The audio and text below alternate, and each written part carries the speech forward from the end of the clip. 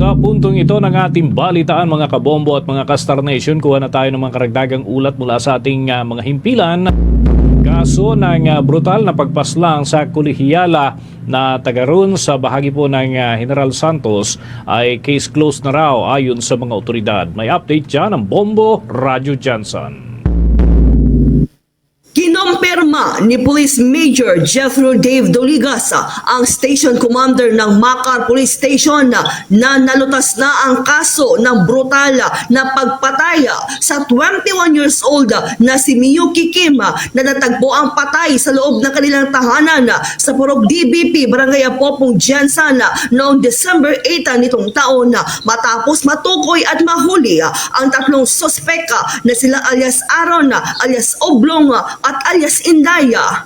Ayon kay Police Major Doligas, naihain na ang formal na reklamo laban sa mga suspeka at kasalukuyan silang humaharap sa kasong robbery with homicide batay sa malalim na investigasyon ng pulisya.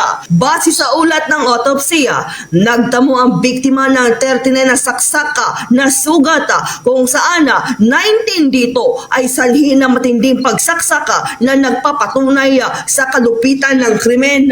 Nagpapasalamat din si Police Major Doligas sa mga opisyal ng barangay at mga residente na nagbigay ng impormasyon at nakipagtulungan sa mga pulisya na malaking dahilan sa mabilis at matagumpay na paglutas sa kaso ni Miyuki Kim. Solve na po natin yung incident and na-file na po natin yung complaint. So, robbery with homicide po, ma'am. Against po doon sa tatlong suspect natin, ma'am.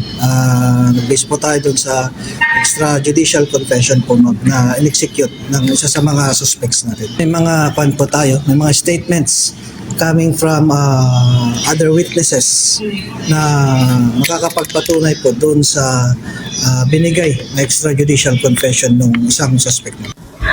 At yan ang ulat mula sa impilan ng Bombo Radio Johnson. Ito si Bombo Audrey Balabis. And this is Bombo Radio Philippines, the #1 and most trusted source of news and information. Basta Radio! Bombo!